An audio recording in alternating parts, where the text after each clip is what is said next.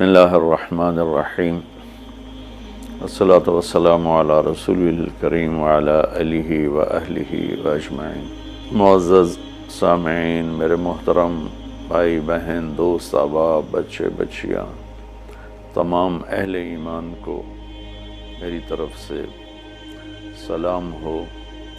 ہمارا نیا سال تو ہجری کے اعتبار سے ہوتا ہے تو وہ محرم ہو گیا ہے۔ ہر آنے والا سال ہماری زندگی کا بہت بڑا حصہ ہم سے چھین کے لے جاتا ہے اور ہم بے بس ہو کر اسے دیکھتے ہی رہ جاتے ہیں۔ دنیا کی ہر چیز پر ہم نے اپنے پہرے بٹھائے ہوئے ہیں، لیکن وقت اور زندگی جو سب سے قیمتی سرمایہ ہے، روزانہ ہم سے گردش دوران، سورج اور چاند کی گردش، دن اور رات کا ہیر اور پھیر، کہ ہماری زندگی ہم سے چراتا چلا جاتا ہے۔ اللہ کا غیبی نظام ہماری زندگی سے ٹائم کو، وقت کو گھٹاتا چلا جاتا ہے، یہاں تک کہ ہر آنے والی وہ موت کو گلے لگا کر اللہ کے پاس پہنچ جاتا ہے۔ تو نئے سال کے حوالے سے دو باتیں کرنی تھی۔ واقعہ کربلا کے حوالے سے تو میرے کلپ کافی چل رہے ہیں۔ ایک حدیث پہلے سناؤں گا، اس کے بعد دو حدیثیں اور بس۔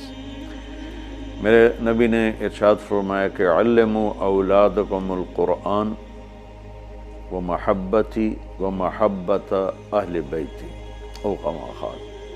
میرے نبی نے فرمایا کہ اپنی اولاد کو تین چیزیں سکھاؤ۔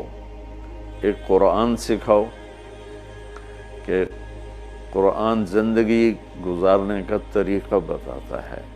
میڈیکل سائنس ہو یا انجینئرنگ سائنس ہو یا کائنات کا کوئی بھی علم ہو، وہ انسان بننا نہیں سکھاتا۔ اناٹمی پڑھ کے ڈاکٹر بن جائے گا، انسان بننے کے لیے قرآن پڑھنا پڑے گا، سیکھنا پڑے گا۔ تاجر، سیاستدان، زمیندار، بادشاہ، بیگم، ملکہ، رانی، فقیرن فقیر، امیرن امیر، سب اس چیز کے محتاج ہیں کہ زندگی کیسے گزارنی ہے، اچھی زندگی جس پر اللہ بھی راضی ہو اور ہم بھی سکون سے رہیں، وہ قرآن ہے۔ کہ قرآن ان ھذا القرآن یہدی للتی ہی اقوم، یہ دعویٰ صرف قرآن کا ہے۔ میرا اللہ فرماتا ہے کہ صرف قرآن ہی ہے جو تمہیں صحیح زندگی گزارنے کا طریقہ بتاتا ہے۔ ہمارے گھروں کی زندگی انتشار کا شکار ہے۔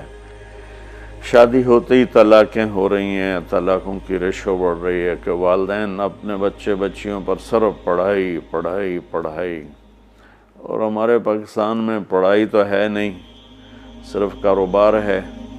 تو بچے بچیوں کو پتہ ہی نہیں ہوتا جب شادی ہوتی ہے کہ زندگی کیسے گزارنی ہے۔ ایسے والدین کو بھی نہیں پتہ ہوتا کہ ہم نے اپنی اولاد کو کس بنیاد پہ کھڑا کرنا ہے۔ تو قرآن وہ زندگی بتاتا ہے جس پر چل کر ہر بڑا چھوٹا، بڑی چھوٹی خوشگوار زندگی گزار سکتے ہیں۔ تو آپ نے فرمایا کہ اپنی اولاد کو قرآن سکھاؤ۔ دوسرا فرمایا وہ محبت، اور میری محبت سکھاؤ، کہ آپ نے فرمایا لن یؤمن احدکم حتی اکون احب الیہ من الناس وولدہ ووالدہ اجمعین۔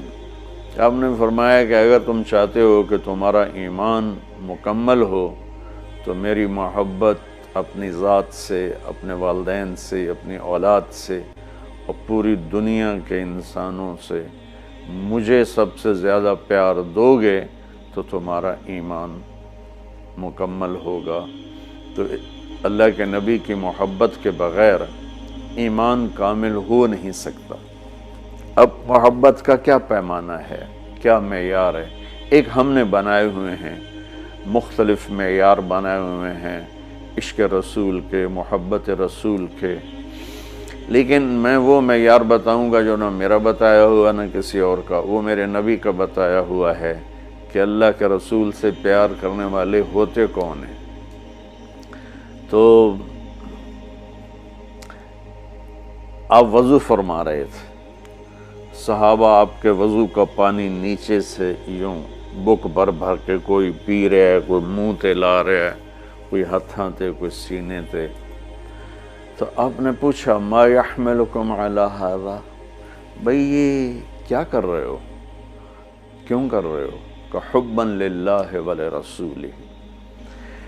تو صحابہ نے عرض کی یا رسول اللہ آپ اور آپ کے رب کی محبت میں کر رہے ہیں۔ سبحان اللہ۔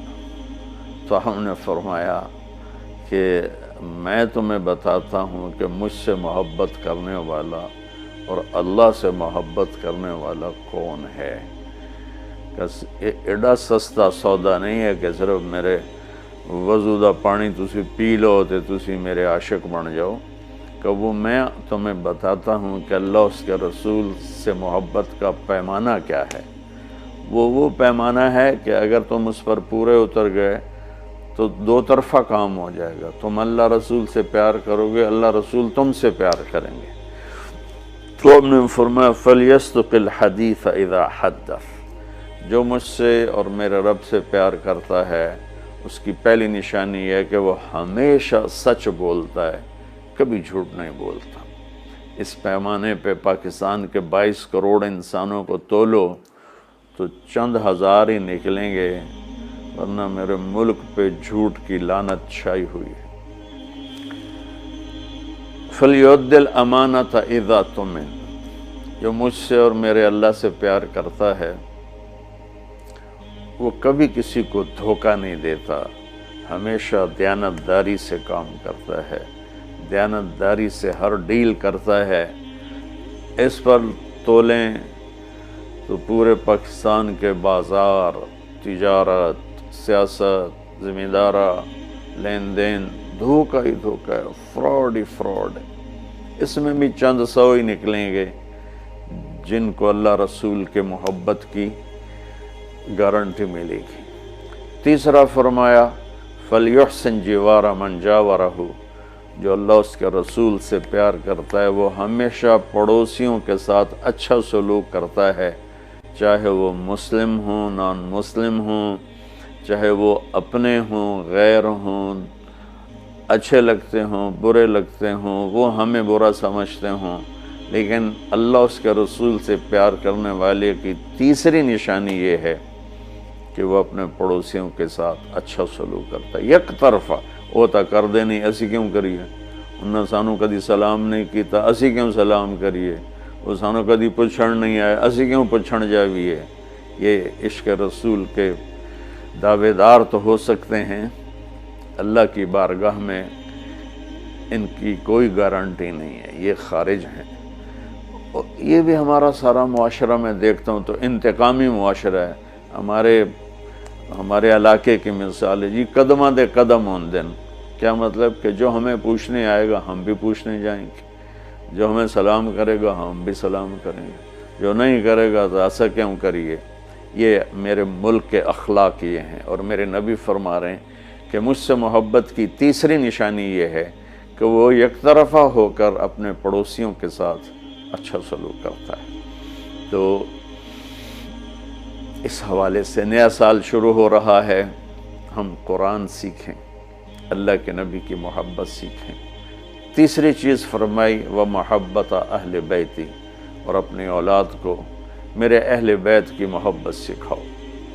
سبحان اللہ، اس کے بغیر نہ ایمان مکمل ہے، نہ زندگی مکمل ہے، نہ راستہ طے ہوگا۔ کہ آپ نے فرمایا غدیر خم کے موقع پر جب آپ حج سے واپس تشریف لا رہے تھے کہ میں تم میں دو بڑی بھاری چیزیں چھوڑ کے جا رہا ہوں، اگر ان کو مضبوطی سے پکڑ کے رکھو گے تو کبھی گمراہ نہیں ہوگے اور مجھ سے ملو گے۔ خلاصہ کے طور پر ایک میری کتاب اور ایک میرے اہل بیت۔ تو ہم نے قرآن کے ساتھ بھی ناانصافی کی ہے اور اہل بیت کے ساتھ بھی ناانصافی کی ہے۔ درد سے کہہ رہا ہوں یہ بات، میں فرقہ واریت سے بالا تر ہو کر یہ بات کر رہا ہوں کہ ہمیں اگر ان کے گھرانے سے پیار نہیں ہے تو وہ کیا ایمان ہے اور کیسا ایمان ہے۔ تو اللہ اس کے رسول نے جو محبت کی نشانی بتائی ہے وہ بھی میں نے بتا دی، اور جو اللہ کے نبی فرما رہے ہیں کہ 3 کام اپنی اولاد کو سکھاؤ: قرآن، میری محبت، میرے اہل بیت کی محبت۔ تو آؤ بھائی، ہم اپنے ملک کے لیے بھی ایک اچھے پاکستانی بنیں، سچ بول کے، دیانتداری، محبت، ایثار، وفا، صحیح تولنا، صحیح بولنا، اور ماں باپ کی خدمت، بیوی کے ساتھ اچھا سلوک، اولاد کے ساتھ محبت۔ یہ سارے وہ چیپٹر ہیں جو اس وقت بالکل ادھورے پڑے ہوئے ہیں۔ اور صرف نماز پڑھ لینا اور حج عمرے پہ زور لگا دینا بہت اچھی بات ہے، میں کسی نیکی کی قدر نہیں گھٹانا چاہتا، لیکن اور بھی دکھ ہیں زمانے میں محبت کے سوا، راحتیں اور بھی ہیں وصل کی راحت کے سوا۔